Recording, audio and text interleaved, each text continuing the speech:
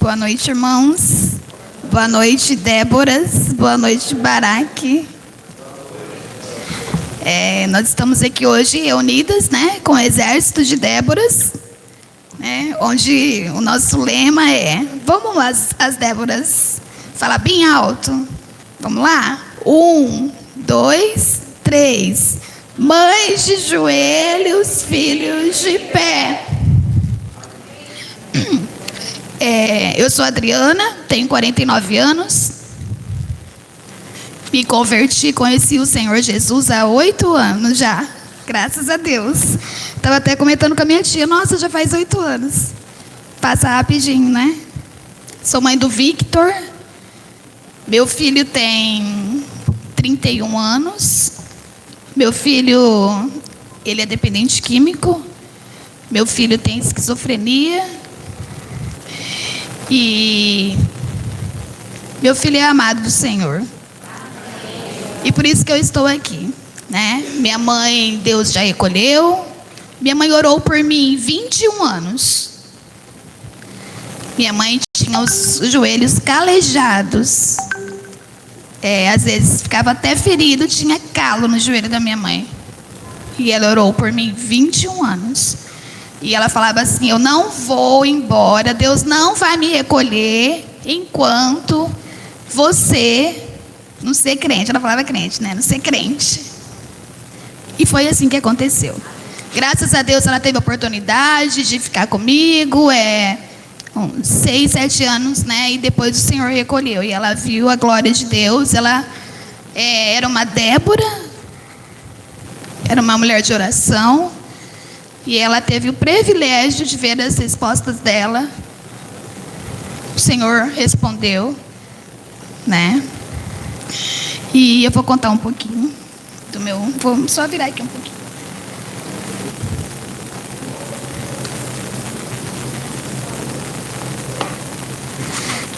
Vamos lá, irmãos. Desculpe.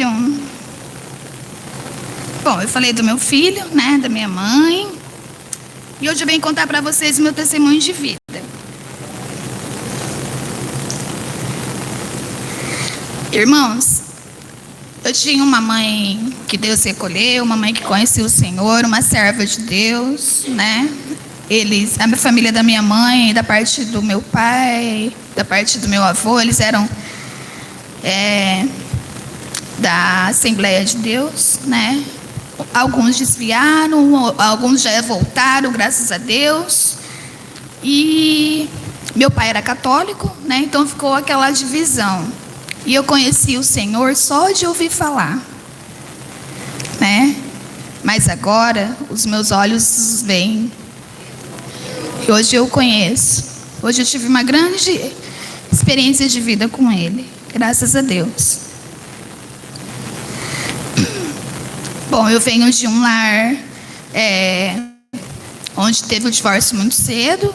Meus pais se separaram, acho que eu tinha 1 ano e meio. A minha mãe, no parto, ela teve eclâmpsia.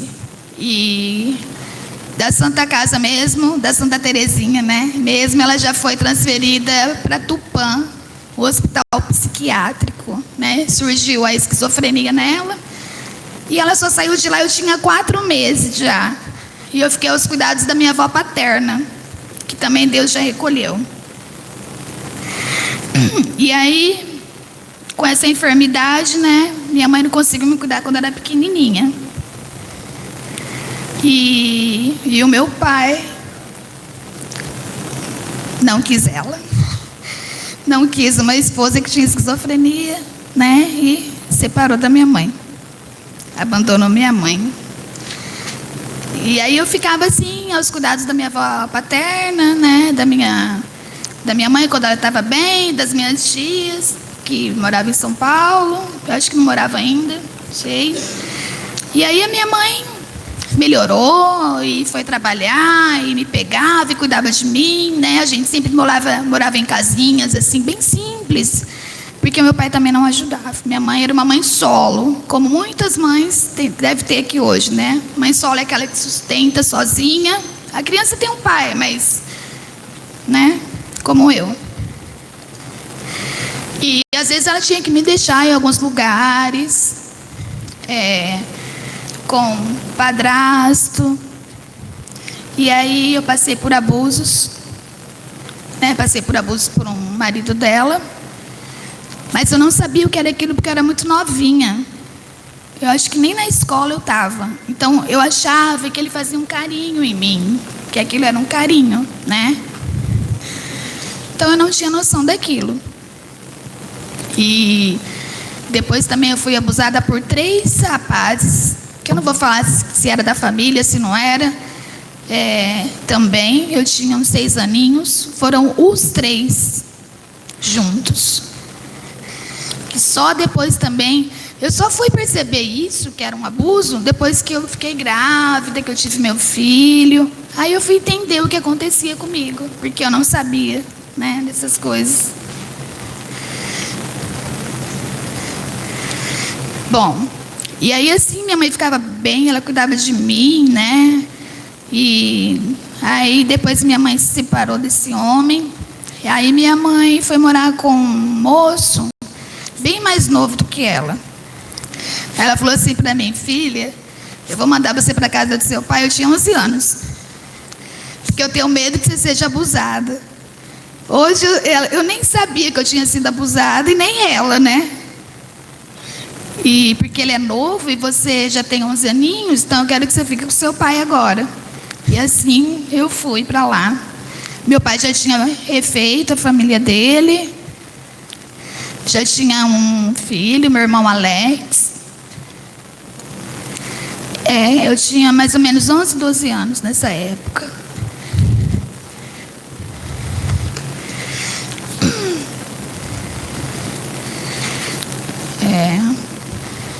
E ali eu fui morar com meu pai e fui conhecê-lo, né? Porque eu não conhecia.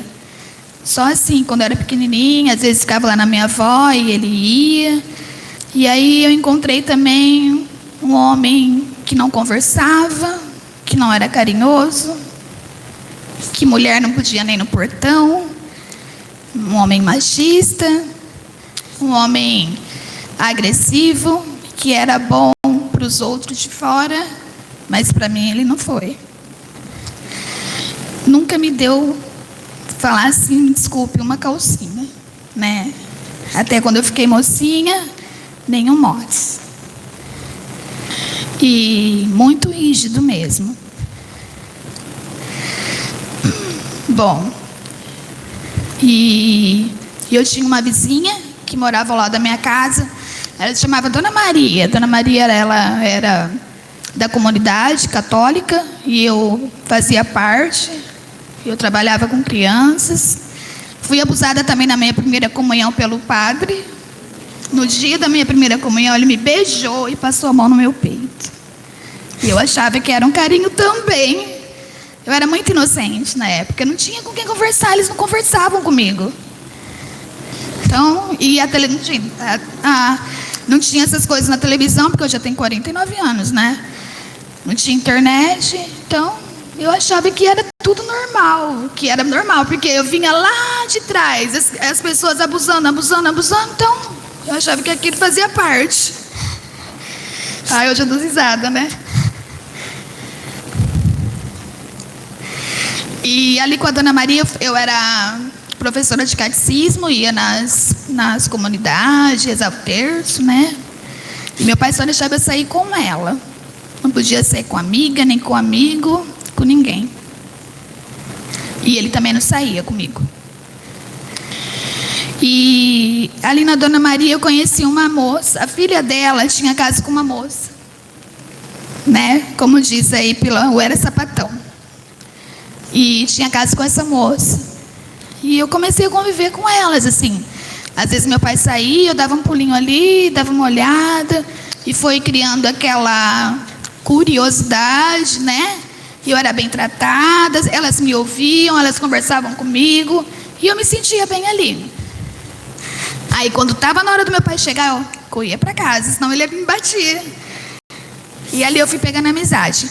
E eu fui no aniversário de 15 anos com elas, com o pessoalzinho ali, tudo conhecido do bairro. E elas entraram no banheiro e se beijaram na minha frente. E aquilo me deu uma curiosidade enorme. E ali eu comecei a ter um relacionamento com essa mulher. Ela era mais velha do que eu acho que uns 15 anos. E aí foi um escândalo, né? Porque ela ia na escola me ver. E as diretoras achavam que era droga. E aí avisaram a minha madrasta. Meu pai estava viajando. Eu trabalhava com a minha prima Arlinda, eu acho, na época. E foi um escândalo. E só que assim, ele não conversou comigo. Não conversava. Porque eu não queria ir embora da minha casa. Eu gostava da minha casa. Eu gostava de ser professora de catecismo, né? Eu não era bem tratada, mas eu gostava dali. Ali era, né, o meu lugar. E sem conversar, ele falou assim para mim: olha, ele chegou à tarde, falou, a minha madrasta já foi onde ele estava, que acho que estava trabalhando, não sei, e comunicou ele que a diretora foi lá, né? Porque aí me levaram para a delegacia e perguntaram se eu estava usando droga. Eu falei assim: não, eu não estou usando droga. Eu só dei um beijo nela. E na verdade ali eu só tinha dado um beijo nela. Não tinha acontecido nada. E aí eu cheguei em casa, quando foi à tarde, meu pai falou assim para mim: olha, eu já passei na tua tia Terezinha e a passagem já está comprada para amanhã. Você ir para São Paulo. Meu mundo caiu. Porque foi só um beijo. Se ele tivesse conversado comigo, tinha parado ali. Mas não. E aí eu chorei muito. Arrumei a minha malinha vermelha que eu cheguei na tua casa, né, tia? E eu não tinha nem roupa, nem calcinha, nem... O que eu tinha era um pouquinho de coisa que a minha mãe me dava. Eu cheguei na casa da minha tia, aí ele ligou para minha tia, se a minha tia podia receber uma encomenda, que era eu. Aí minha tia falou: sim, pode mandar ela. E aí eu lembro que a minha tia pegou todas aquelas roupas da mala, jogou tudo no lixo, sapato, até a mala. E me levou lá na Lapa, comprou roupa tudo nova. Mas, irmãos, dentro de, acho que um mês, eu já estava trabalhando, né, tia? Já estava trabalhando. 13 anos, registrou minha carteira numa loja de fotografia.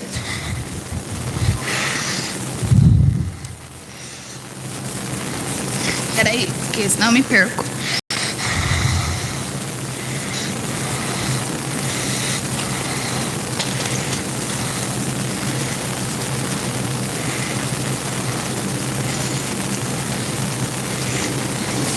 E ali eu fiquei em São Paulo, né? E eu já ia sempre para São Paulo, porque morava minha tia Iracema, minha avó, minhas outras tias já moravam lá. Então eu ia sempre nas férias, que a minha mãe deixava eu lá, que ia com as minhas tias, que era tudo que eu amava, né? E eu já conhecia o ambiente, tinha até amizade de infância lá e tudo. E eu me adaptei muito rápido. Não lembrei mais o que aconteceu. Passou. Aí eu comecei a sair, ia nas baladinhas, comecei a namorar, homem, nem lembrava do que tinha acontecido.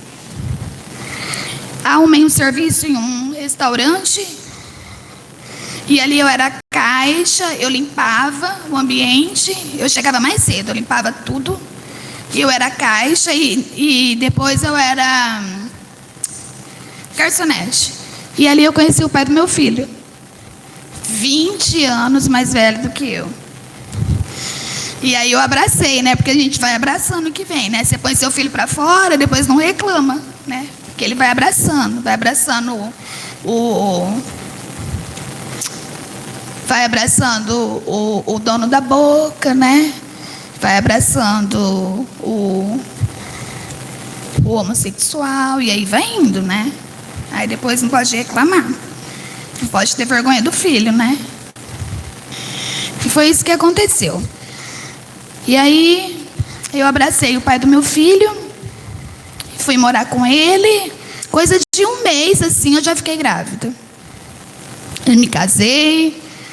E como eu conheci ele no bar, ele bebia, né? Mas também eu não tinha noção do que era. Eu era muito nova, eu tinha 17 anos quando eu conheci ele. E aí ele bebia, ele era investigador da Civil. Ele trabalhava no DEIC e depois ele trabalhava no DENARC. E assim, ele ficava muito pouco em casa. E quando ele chegava muito bêbado, cheirado, drogado, violento. E quem não prestava de novo era eu, né? Toda aquela violência doméstica de lá atrás voltou de novo. Só que aí, como teve uma agressão muito forte, ele quebrou um dente meu. E 1 ano e meio aí eu quis vir embora, né? Minha tia já estava casada. E eu não tinha condições de ficar em São Paulo, porque aí eu tinha que deixar o menino em creche. Bom, enfim, eu vim para Araçatuba. E eu chegando aqui em Araçatuba, eu aluguei uma casa porque ele estava começou a pagar a pensão, né?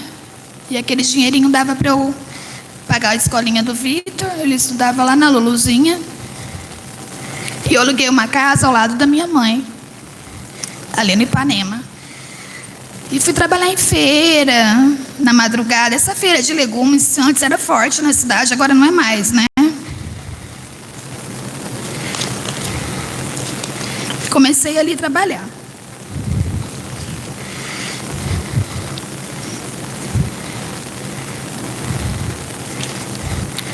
E aí, nesse momento que, tipo assim, eu não tive nenhum apoio, né?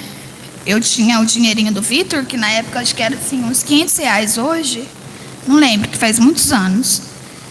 Era uma pensão boa, porque a pensão da polícia é boa. Aí eu pagava o aluguel, e eu pagava a Luluzinha para cuidar dele enquanto eu trabalhava de dia. Eu trabalhava de dia eu trabalhava com decoração. E à noite eu trabalhava, eu dormia mais cedo, que eu tinha que trabalhar na feira, 3 horas da manhã.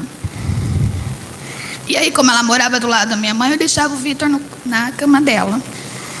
E aí, ela com meu pai decidiram entre eles, novamente, sem conversar comigo, né, que eles iam devolver o meu filho pro policial, né, pro investigador, e não para mim, né, e não ia deixar comigo, porque eu era uma lésbica e o meu pai tinha vergonha de mim. Então, foi embora. O Vitor, sem eu saber, quando eu cheguei já tinha ido. Aí meu mundo acabou. Aí eu não tinha mais esperança de nada. E eu liguei para ele, liguei para a mãe dele falou assim: olha, você nem tenta, porque se você tentar entrar na justiça, o que eu tiver de dinheiro, eles tinham dinheiro, né? Eu vou gastar. E essa história, hoje acho que já é diferente, né? Não sei. Mas na época era assim um absurdo, né? Falar que uma mulher mora com outra, né? E era um absurdo mais ainda, que eu não me conformava, que eu perdi a guarda do meu filho, sendo que eu cuidava, tratava, né? Como que eu perdi a guarda do meu filho? Então eu não me conformava. Eu falava, como que uma mãe perde a guarda de um filho, né? E eles não me deram opção, eles não conversaram comigo. Minha mãe foi tirando a roupinha dele, sem eu perceber, e levou tudo.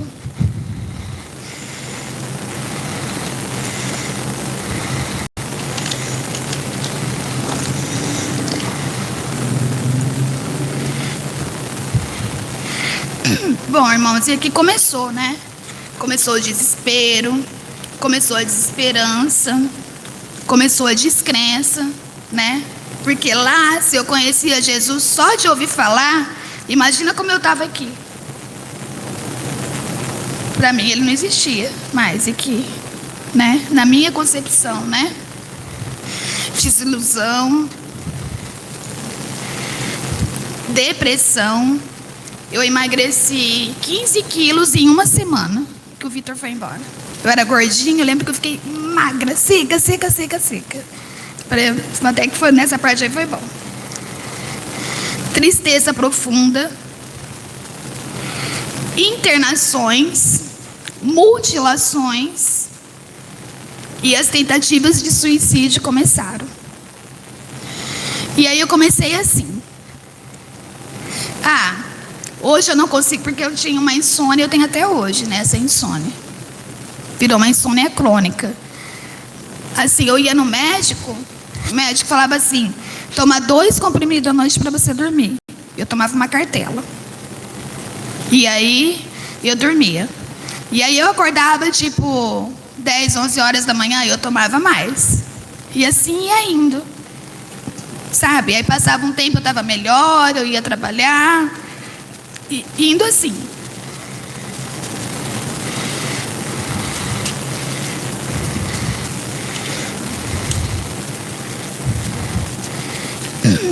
E aí, irmãos, teve um momento que eu até estava trabalhando, estava bem, estava assim, mais tranquila, só que eu comecei a pegar medo de ficar na minha casa. Era como se fosse um pânico, assim, sabe? Na época eu morava sozinha. E aqui eu esqueci de falar um detalhe. Depois que o Vitor foi embora, e aí realmente eu assumi o relacionamento com aquela mulher lá atrás. Quando eu tinha 13 anos, eu assumi o relacionamento com ela que durou 10 anos. Aqui já tinha passado os 10 anos, né? Eu já não estava mais com ela. E aí eu cheguei do serviço, lembro que eu tomei um vidro de Rivotril. E aí foi uma tarde, umas 2 horas da tarde, tomei um vidrinho de Rivotril. E aí eu acordei, eram umas 11 horas, e eu falei assim, não acredito que eu acordei. Eu não quero acordar, né? Eu quero dormir. Estou cansada de acordar. E quando eu acordava, eu sentia um queimor. Começava pelos braços, sabe? Não sei se vocês já tiveram, tipo... Acho que foi a Lu que comentou comigo. Não foi, Lu? Você chegou a ter isso? Não, né? Não sei quem comentou comigo. Era um queimor que ele vinha, queimava assim os braços. E não saía essa agonia de mim. E toda noite eu falava assim, Senhor, se amanhã eu acordar assim, eu quero morrer. Eu não quero mais ficar assim, eu não aguento mais sentir isso, né? Tira minha vida, tira eu daqui, eu não aguento mais isso. E aí,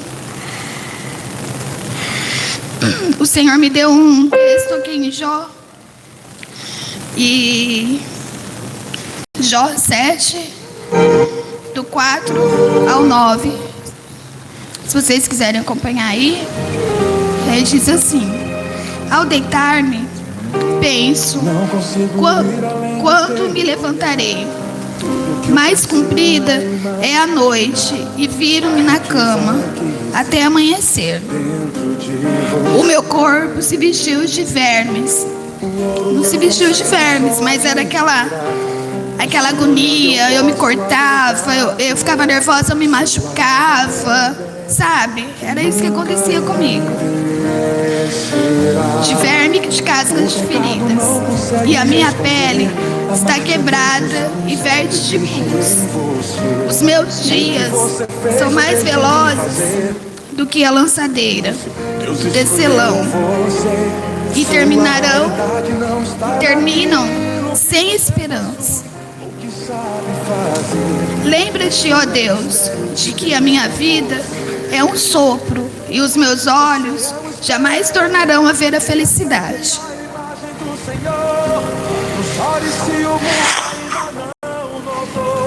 Já é o bastante Deus reconhecer o seu valor.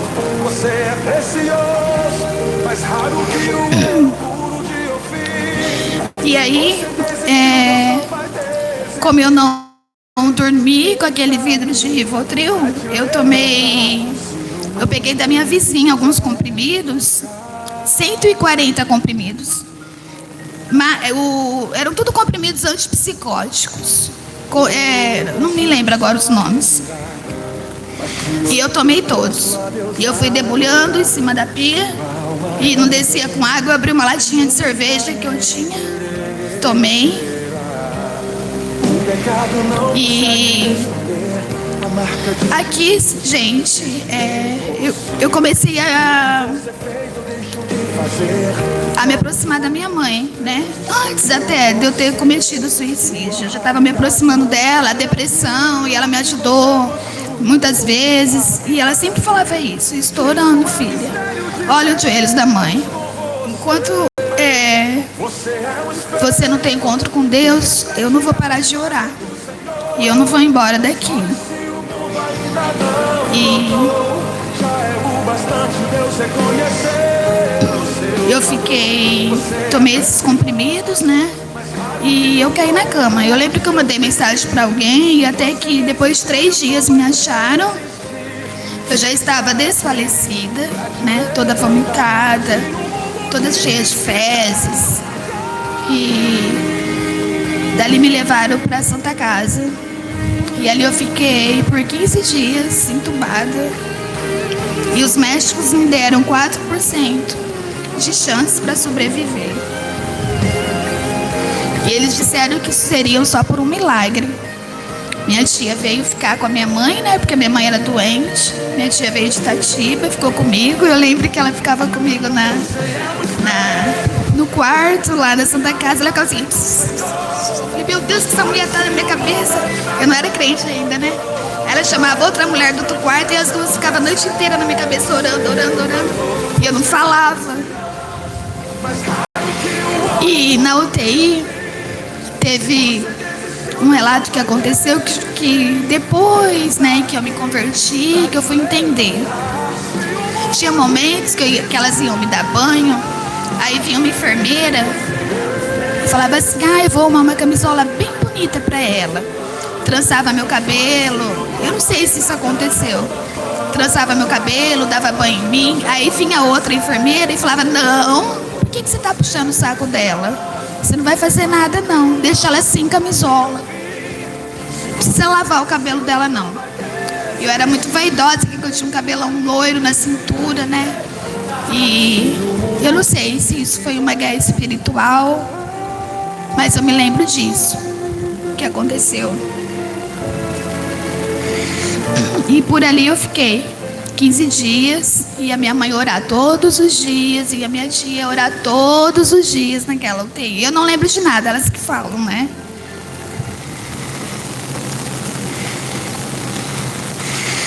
Mas o clamor de uma mãe, Deus ouve, né? Deus ouviu o clamor da minha mãezinha, e as pessoas falam, né? E a minha mãe tinha esquizofrenia, e a minha mãe era da CCB. E por isso que a gente não pode falar de igreja, né, irmãos? Porque lá na CCB tem gente de Deus, né? Lá na Batista tem gente de Deus. Lá na Sinai tem gente de Deus, né? Então a gente não pode ir por placa de igreja. Por isso que eu amo esse ministério, por isso que eu me dei bem aqui, por isso que eu fui bem acolhida aqui, graças a Deus. Graças ao Senhor Jesus, Ele me apresentou esse ministério. E eu estou aqui há 4 anos. Teve momentos de eu ligar para a irmã Margarete 3 horas da manhã. E a irmã Margarete comigo orando. E eu na rodoviária esperando meu filho chegar. Que o pai dele falou: não sei como que ele vai chegar. E o menino está totalmente desnorteado. E a irmã Margarete: não, filha, ele vai chegar. Calma. Jesus, existe em você. O que você fez ou deixou de fazer. E o Senhor veio dando a vitória. E Ele me tirou da UTI. Quando eu acordei, o médico falou: não acredito que você acordou. Aquele médico magrinho, esqueci o nome dele, que é altão da UTI. Não lembro agora. Você é um espelho que reflete a imagem do Senhor. E ali o Senhor começou a tirar as escamas dos meus olhos, sabe? E aí eu percebi que eu tinha uma família, que eu tinha uma tia, até o pai do meu filho veio na UTI. Veio, ele não entrou, ficou lá fora bebendo, mas ele veio. O Vitor. E eu percebi que eu tinha uma família, e aquilo me deu uma força, sabe? Pra eu me levantar, minhas perninhas ficou assim. Eu fui falar depois de 3 meses, que a minha voz não saía, eu escrevia no papel. E, bom, E aí cada um foi para sua casa e eu voltei novamente a morar com uma outra mulher. Não foi o suficiente. Eu não entendi o que estava acontecendo. Novamente eu fui morar com uma nova mulher. E aí o Senhor começou a apertar. E aí eu não conseguia ter paz mais. E meu irmão se converteu, o Alex, e começou a me levar na igreja. E eu falava pra ele: Alex, como que eu vou na igreja com uma mulher aqui dentro de casa? Como que eu vou sentar lá no meio e as pessoas vão saber, vão falar, vão questionar tudo isso, né? E o meu irmão falava assim: calma, calma que o Espírito Santo de Deus, ele vai te incomodar, né? Ele vai te incomodar, ele vai dar uma saída pra você. Ele falava assim: você não acredita em mim? Acha que eu vou te colocar numa roubada? Porque até então eu ainda não acreditava em Deus. Então, o Senhor fez tudo aquilo, fez aquele milagre, mas eu ainda não, né? E eu não vi a saída.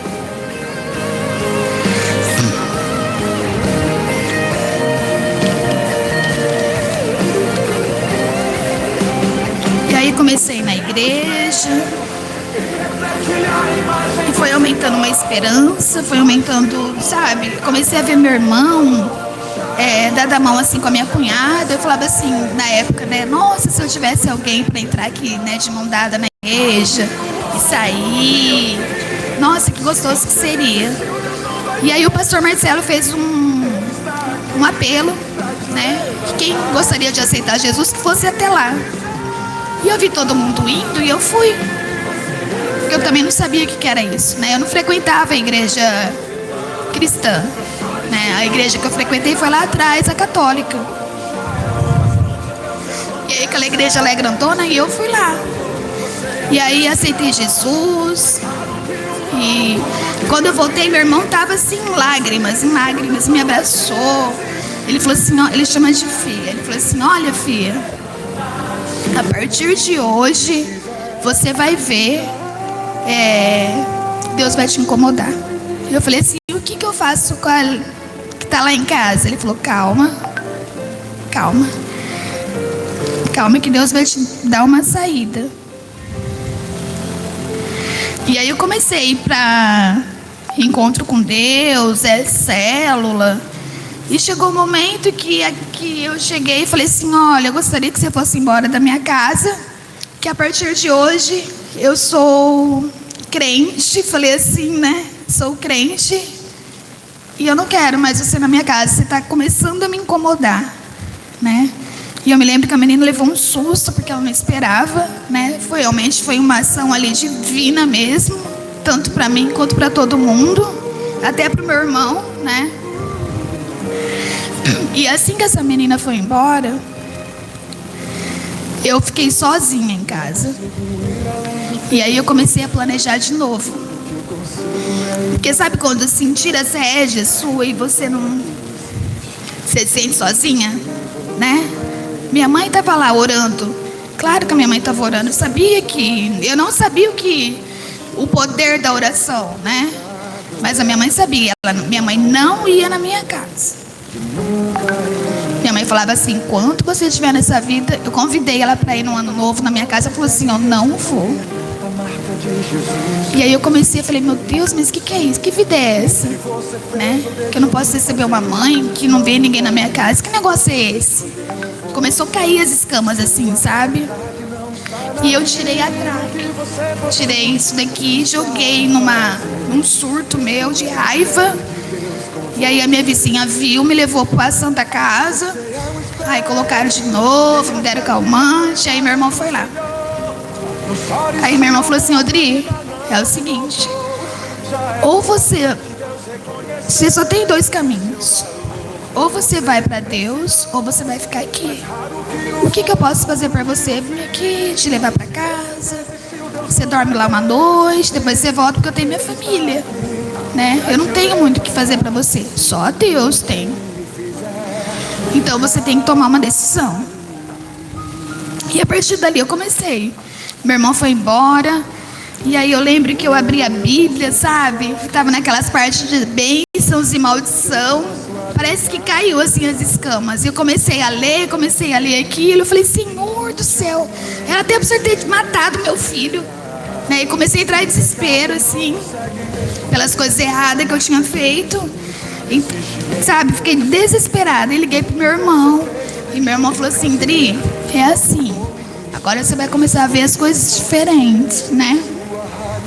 Não está naquilo que você possui, ou que sabe fazer. Isso é mistério de Deus por você. E ali eu comecei a caminhada com o Senhor, devagarzinho. Eu ficava em casa fazendo jejum, orando. Não me envolvia muito assim na igreja, porque era uma igreja muito grande. Eu fiquei meio perdida ali. E teve um momento que eu fui na casa da minha mãe. A minha mãe falou assim, filha, procura a Linda, né? A Linda tá ali, minha prima, né, Linda? Procura a Linda, sua prima, filha, porque eu precisava ser, como é que fala, discipulada, né, irmã Margarete? Porque eu era muito rebelde, eu era muito nervosa, né? E ali eu fui acolhida ali da Batista, na quarta igreja. E a Linda foi me discipulando. E aí a minha mãe veio morar comigo. Foi difícil, mas ela veio. E aí nós fomos para São Paulo, porque eu tinha que fazer minha cirurgia, tratamento. E é só lá na HC em São Paulo. E nós mudamos em um mês. Eu já estava lá em São Paulo. Eu aluguei casa e tudo. Foi rapidinho. E ficamos lá, né? E o Senhor começou a me dar esperança. O Senhor colocou um novo cântico na minha boca, sabe? E eu comecei a ficar forte. E a minha mãe com esquizofrenia. E eu cuidava dela. E eu falava, meu Deus, como que eu tô cuidando dela? Eu era uma pessoa tão fraca, que eu não tinha esperança de nada. E aí veio o Vitor morar com nós também, lá na freguesia, né? E assim, irmãs, eu não sei como que está acontecendo na vida de vocês, mas eu clamo pelo meu filho todos os dias. E eu creio que como a minha mãe clamou e orou e eu vim, o meu filho também vem. O seu também vem. Seu marido também vem. Entendeu? Eu creio nisso, eu creio no poder da oração. E o Senhor tem feito muitas coisas. O Vitor hoje, o pai faleceu. Hoje mora eu, minha tia e meu filho. Ele sai começa quinta, né, tia? O emprego dele quinta, sexta e sábado. Ele sai para usar as coisas dele. E eu falo, filho, o Senhor vai transformar você. Assim como você depende hoje, né, da maconha, da bebida, não sei se da cocaína também, porque é tudo junto e misturado, né? Você vai depender de Deus, assim como a mãe depende de Deus. E eu me apeguei em oração, clamando. Quando a mãe estava viva, ela orava comigo.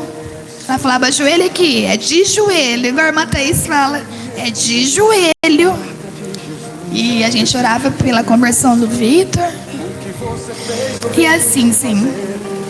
E eu vou deixar aqui mais uma palavra de esperança. Foram tantas desesperanças, né? Eu vou deixar uma palavra de esperança. O Senhor te chamará como a mulher desamparada e triste de espírito, como a mulher da juventude que fora desprezada, diz o teu Deus. Por breve momento te deixei, mas com grande compaixão te escolhi, te recolherei. E em grande ira escondi da minha face de ti, e por um momento, mas com benignidade eterna, me compadecerei de ti, diz o Senhor, teu Redentor. E essa palavra aqui que eu tenho que deixar principalmente para as mães solos, sabe? Nós temos um pai, um marido. Essa palavra eu ouvi lá no congresso que nós fomos, irmã Margarete. Na hora eu chorei tanto. Deus tem uma palavra para cada ocasião, né? Para cada dor. E esse é meu testemunho, irmãs e irmãos. Eu agradeço a Deus por estar aqui. E não desistam. Não joguem a toalha. Conversem com seus filhos. Porque eu acho que a conversa, se tivessem conversado comigo, as coisas teriam sido muito diferentes. E agora, eu fiz 2 cirurgias por vídeo, porque como eu tomei muitos comprimidos, a minha traqueia estragou tudo, danificou tudo por dentro. A traqueia, deu um tumor lá dentro, porque eu fiquei muito tempo sem movimentar as cordas vocais, a traqueia. E eu fiz 2 cirurgias por vídeo. Melhorou muito a minha voz, porque a minha voz era bem baixinha e rouca. Melhorou bastante, porém ainda não... Os médicos não conseguiram tirar a tráquea. E eu tô aguardando há 10 anos, viu? Desde quando eu fui para São Paulo com a mãe. E agora, o ano retrasado, quando a minha mãe faleceu, eles falaram assim, ó, não tem jeito. Se um dia evoluir a medicina, a gente entra em contato com você, tá? Pode descansar. Eu já saí de lá aos prantos, né? E passou um ano e eles me tinham um retorno. Um retorno só para não perder a vaga no hospital. E aí eu falei assim pra irmã Margarete, irmã Margarete, eu nem vou nesse retorno. Ah, não, eu tô cansada. Vão pra lá, vão pra cá, vão pra lá, vão pra cá. E nada, eu não vou não. A irmã Margarete com essa vozinha dela, não, filha, vai sim. Vai que Deus tem um presente lá pra você. E eu cheguei lá, o médico falou assim, olha, tem uma cirurgia pra você, se você tiver coragem de fazer.